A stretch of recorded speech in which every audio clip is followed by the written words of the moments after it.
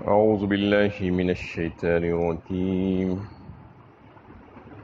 بسم الله الرحمن الرحيم. ربنا إني أسكنت من ذريتي بواد غير ذي زرع عند بيتك المحرم ربنا ليقيموا الصلاة فاجعل أفئدة من الناس تهوي إليهم وارزقهم من الثمرات لعلهم يشكرون۔ اے ہمارے رب، میں نے اپنی اولاد میں سے بعض کو ایک ایسی وادی میں جہاں کاشت نہیں ہوتی تیرے محترم گھر کے پاس لا بسایا ہے۔ اے ہمارے رب، تاکہ وہ نماز قائم کریں، لہٰذا تو لوگوں کے دلوں کو ان کی طرف مائل کر دے اور پھلوں سے ان کو رزق بہم پہنچا تاکہ وہ شکر گزار بنے۔ یہ سورہ ابراہیم کی 37 نمبر کی آیت ہے۔ اس سے گزشتہ آیتوں میں حضرت ابراہیم علیہ السلام کی وہ دعا کا تذکرہ آیا تھا جس میں انہوں نے مکہ کو، شہر مکہ کو امن والا بنانے کے لیے اللہ تعالیٰ سے دعا کی تھی، اور خود اپنے لیے اور اپنی اولاد کے لیے کہ وہ بتوں کی پوجا سے بچانے کے لیے دعا۔ یہ دو دعائیں بہت ہی اہم ترین دعائیں تھیں، کیونکہ کسی بھی مقام کو پہ جو سہولتیں، جو آسائشیں حاصل ہوتی ہیں انسان کو، اس سے پورا فائدہ اسی وقت اٹھایا جا سکتا ہے جب وہ مقام پر امن و امان ہو اور سکون حاصل ہو۔ اگر وہاں پر امن و امان نہیں ہے اور خوف کا ماحول ہے، حالات خراب ہیں، تو چاہے کتنی سہولتیں، کتنی آسائشیں ہوں، وہ بیکار ہو جاتی ہیں، انسان مضطرب ہو جاتا ہے، بے چین ہو جاتا ہے، اس سے صحیح معنوں میں فائدہ نہیں اٹھا سکتا۔ تو اس لیے سب سے پہلے جو دعائیں حضرت ابراہیم علیہ السلام نے کی، کہ ایک تو یہ کہ شہر مکہ کو امن والا بنانے کے لیے، اور دوسری یہ کہ اپنی اور اپنی اولاد کو بت پرستی سے نجات دینے کے لیے، اور پھر آخر میں یہ فرمایا کہ جو میری اطاعت کریں گے، میری اتباع کریں گے، وہ تو میرے ہے ہی، اس پر آپ اپنا فضل فرمائیں گے، اور جو میری نافرمانی کریں گے تو پھر آپ تو غفور الرحیم ہیں۔ مطلب یہ ہے کہ ابراہیم علیہ السلام نے ان لوگوں کے تعلق سے جنہوں نے نافرمانی کرنے والے تھے، ان کا معاملہ اللہ کے حوالے کر دیا، کہ ان کی ان دو صفتوں کا ذکر کیا ہے جس سے مقصود اس بات کا اظہار ہے کہ تیری طرف سے عفو و درگزر اور فیضان رحمت میں کمی نہیں ہو سکتی، البتہ اگر بندے اس کے اہل قرار نہ پائیں تو اور بات ہے۔ یہ کہہ کر انہوں نے اللہ کے اوپر اس کو چھوڑ دیا، اور یہاں سے پھر مزید کچھ دعاؤں کا تذکرہ کیا جا رہا ہے۔ حضرت ابراہیم علیہ السلام کو اللہ تعالیٰ نے مکے میں بسایا اور حکم دیا کہ وہ اپنے اہل و عیال کے ساتھ مکے میں جا بسیں، حضرت ہاجرہ اور حضرت اسماعیل علیہ السلام کے ساتھ۔ بیت اللہ روئے زمین پر سب سے پہلا گھر ہے، حضرت آدم علیہ السلام کے ذریعے سے بنایا گیا تھا۔ اس کے بعد طوفان نوح میں جب وہ اٹھا گیا تو اس کے بعد پھر سے دوبارہ اس کی تعمیر حضرت ابراہیم علیہ السلام کے ذریعے سے اللہ تعالیٰ نے کروائی۔ وَإِذْ جَعَلْنَا الْبَيْتَ مَثَابَةً لِلنَّاسِ وَأَمْنًا وَاتَّخِذُوا مِن مَّقَامِ إِبْرَاهِيمَ مُصَلًّى وَعَاهِدْنَا إِلَىٰ إِبْرَاهِيمَ وَإِسْمَاعِيلَ أَن طَهِّرَ بَيْتِيَ لِلطَّائِفِينَ وَالْعَاكِفِينَ وَالرُّكَّعِ السُّجُودِ۔ سورہ بقرہ پہلے پارے میں ہی اللہ تعالیٰ نے اس کا تذکرہ فرمایا کہ ہم نے اس گھر کو، بیت اللہ کو جو بنایا، وَإِذْ جَعَلْنَا الْبَيْتَ مَثَابَةً لِلنَّاسِ وَأَمْنًا، جس میں ثواب ہے اس کے آنے والوں کے لیے اور امن ہے۔ اور مثابت کا ایک معنی یہ بھی ہے کہ بار بار آنے کی جگہ، وہ ایسا مقام ہے جس میں انسان کا دل بے چین ہو جاتا ہے کہ بار بار جانے کے لیے، ایک بار جانے کے بعد پھر سے دوبارہ، پھر سے بارہ۔ تو یہ وہ مقام ہے وَإِذْ جَعَلْنَا الْبَيْتَ مَثَابَةً لِلنَّاسِ وَأَمْنًا وَاتَّخِذُوا مِن مَّقَامِ إِبْرَاهِيمَ مُصَلًّى، چاہے بنا لو تم جائے نماز ابراہیم علیہ السلام کے مقام کو، وَاتَّخِذُوا مِن مَّقَامِ إِبْرَاهِيمَ مُصَلًّى وَعَاهِدْنَا إِلَىٰ إِبْرَاهِيمَ وَإِسْمَاعِيلَ أَن طَهِّرَ بَيْتِيَ لِلطَّائِفِينَ وَالْعَاكِفِينَ وَالرُّكَّعِ السُّجُودِ، اور ہم نے عہد لیا، وعدہ لیا حضرت ابراہیم اور حضرت اسماعیل علیہ السلام سے کہ اپنے اس گھر کو پاک و صاف رکھو تمام ان لوگوں کے لیے جو طواف کرنے آئیں گے اور جو اس میں اعتکاف کریں گے اور جو نمازوں کو قائم کریں گے۔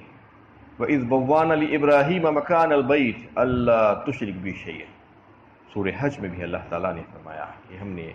اس گھر کی بنیادیں، اس کا مقام ابراہیم علیہ السلام کو بتا دیا تھا اور کہا تھا کہ اس میں کوئی شرک نہیں ہوگا، اللہ تشرک بی شیء، اللہ کے ساتھ۔ تو اس میں ابراہیم علیہ السلام کو اللہ تعالیٰ نے پھر سے فرشتے کے ذریعے سے اس کی بنیادیں بتا دی اور پھر سے وہ اس کی تعمیر کرے۔ اور ایک حدیث جو مسند احمد کی اور صحیح مسلم کی حدیث ہے، جس میں رسول اللہ صلی اللہ علیہ وسلم نے فرمایا کہ اس زمین پر بننے والا سب سے پہلا گھر بیت اللہ ہے، کعبۃ اللہ، اس کے بعد مسجد اقصیٰ اس کے 40 سال کے بعد بنائی گئی۔ ان اول بیت وضع للناس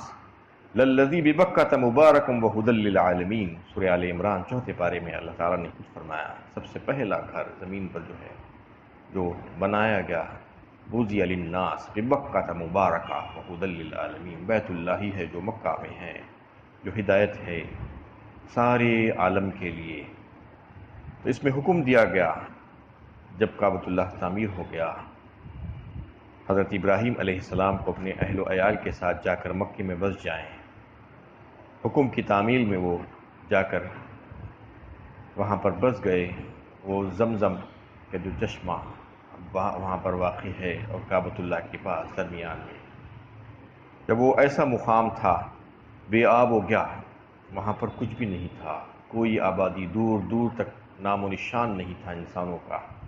اور کوئی کھانے پینے کی چیز، کوئی سہولت نہیں، کسی قسم کی کوئی سہولت وہاں پر مہیا نہیں تھی۔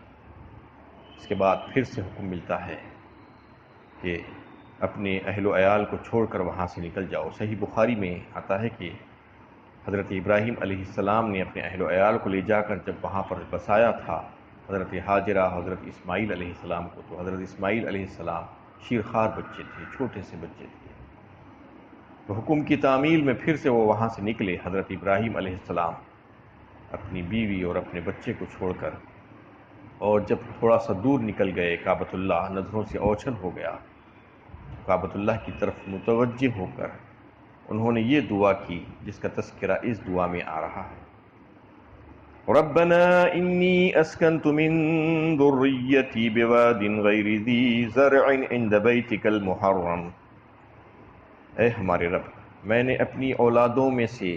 بعض کو ایک ایسی وادی میں چھوڑ دیا ہے جہاں کاشت نہیں ہوتی۔ بعض کو کا کہا تو ذریتی میں بتایا جاتا ہے کہ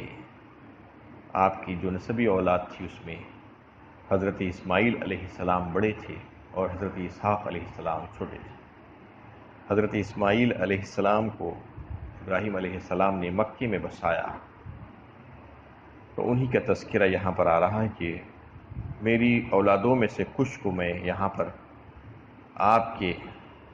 گھر کے قریب، جو محترم گھر ہے اس کے قریب میں نے بسا دیا، غیر ذی زرع عند بیتک المحرم فرمایا،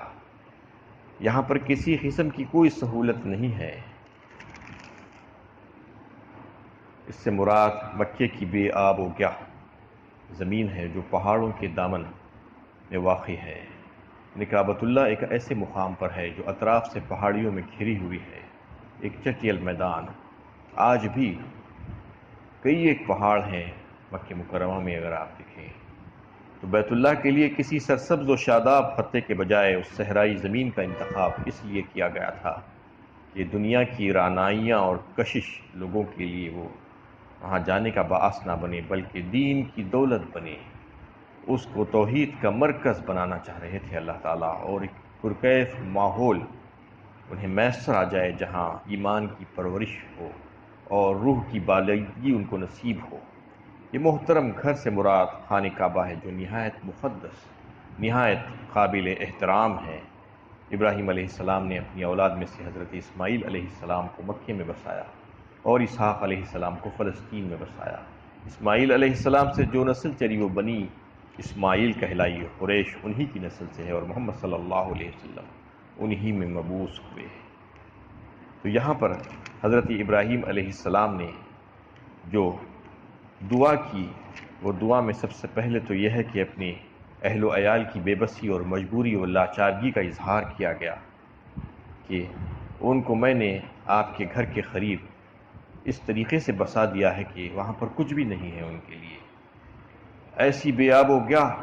وادی ہے جہاں پر کہ انسان نہیں وہاں پر، اور کوئی آبادی نہیں اور کوئی سہولت کی چیز نہیں ہے۔ اس کے بعد سب سے پہلی دعا اللہ تعالیٰ سے جو کرتے ہیں، ربنا لیقیموا الصلاۃ، اے ہمارے رب، تاکہ وہ نماز قائم کریں۔ یعنی سب سے پہلے ان کو آخرت کی فکر ہوتی ہے، اپنے اولاد، اپنے اہل و عیال کے تعلق سے، دنیا کی فکر سے پہلے آخرت کی فکر۔ یہ بتایا گیا ہے کہ یہ نبیوں کا طریقہ ہے، سنت ہے کہ اپنی اولاد کے لیے پہلے آخرت کی فکر کرنا چاہیے۔ نماز کا تذکرہ یہاں پر اس لیے کیا گیا ہے کہ نماز انتہائی اہم ترین عبادت اسلام میں، اور شروع سے نماز کی فرضیت رہی ہے، ہر امت میں طریقے الگ الگ رہے ہیں۔ تو یہاں پر بھی نماز قائم کرنے کے لیے انہوں نے دعا کی اپنے رب سے تاکہ وہ نماز کو قائم کرے، کیونکہ دنیا اور آخرت کے لیے انتہائی جامع خیرات و برکات کا ذریعہ ہے نماز۔ یعنی جو والدین اپنی اولاد کو نماز کا پابند بنا دیتے ہیں، یہ ان کی طرف سے ایک بہترین ہمدردی اور خیر خواہی ہے اپنی اولاد کے تعلق سے۔ یعنی جو والدین اپنے اولاد کے لیے نماز کی فکر نہیں کرتے اور دین کی تعلیم کی فکر نہیں کرتے اور صرف دنیا کی فکر کرتے ہیں، ان کے لیے اس میں توجہ دلانے والی بات ہے کہ پہلے تم ان کے دین اور آخرت کی فکر کرو، اس کے بعد دنیا کی فکر کرنا، جیسا کہ نبیوں نے کیا تھا۔ تو یہاں پر انہوں نے سب سے پہلے اپنی اولاد کے لیے نماز کی دعا کی اور نماز کی فکر کی۔ ربنا لیقیموا الصلاۃ، یعنی کعبۃ اللہ کی بنانے اور اس میں بسانے کے تعلق سے اس کا اصل مقصد یہ بتایا کہ تاکہ لوگ نماز قائم کریں، یہ میری اولادوں میں سے نماز قائم کرنے والے ہو جائیں۔ ربنا لیقیموا الصلاۃ فاجعل افئدۃ من الناس، اب دنیا کی دعا، ان کی دنیا کی فکر کر رہے ہیں، پہلے دین کی فکر اور آخرت کی فکر، اس کے بعد ان کی دنیا کی فکر۔ فاجعل افئدۃ من الناس، لہذا تو لوگوں کے دلوں کو ان کی طرف مائل کر دے۔ مطلب یہ ہے کہ اب یہ بستی نہیں ہے، یہاں پر لوگ نہیں ہیں، یہاں پر زندگی گزارنے کے سامان نہیں ہیں، آپ لوگوں کو ان کی طرف مائل کر دیجئے، ان کی طرف اٹریکٹ کر دیجئے، تاکہ لوگ وہاں پر آنا شروع ہو جائیں اور بستی بس جائے۔ بستی جب بس جاتی ہے تو پھر ظاہر بات ہے وہاں پر زندگی کے سارے ساز و سامان آ جاتے ہیں۔ تہوی الیہم وارزقہم من الثمرات، فرمایا، اور پھلوں سے ان کو رزق پہنچا۔ پھلوں سے رزق پہنچا کا مطلب ثمرات جو ہے، ثمرات کا بڑا وسیع مفہوم ہے۔ اس سے پہلے بھی آپ کے سامنے یہ بات آ چکی ہے کہ کسی بھی چیز کا جو اینڈ پروڈکٹ، پروڈیوس جو ہوتا ہے، اس کو ثمرات کہا جاتا ہے۔ چاہے وہ زمین کی پیداوار ہو، چاہے وہ مشینی پیداوار ہو، چاہے وہ انڈسٹریز کی کوئی چیزیں پیداوار ہو، سب چیزیں اس میں آتی ہیں۔ انسانی ضروریات کی تکمیل کرنے والی جتنی چیزیں ہیں وہ سب کے سب ثمرات کہلائیں گی۔ تو ان کے لیے جو جو بھی ضروری ہے وہ ان کو مہیا فرما، یہ دعا حضرت ابراہیم علیہ السلام نے اللہ تعالیٰ سے کی۔ تو اسی کا اثر ہے کہ آج مکہ المکرمہ میں آپ دیکھیں کہ حالانکہ وہ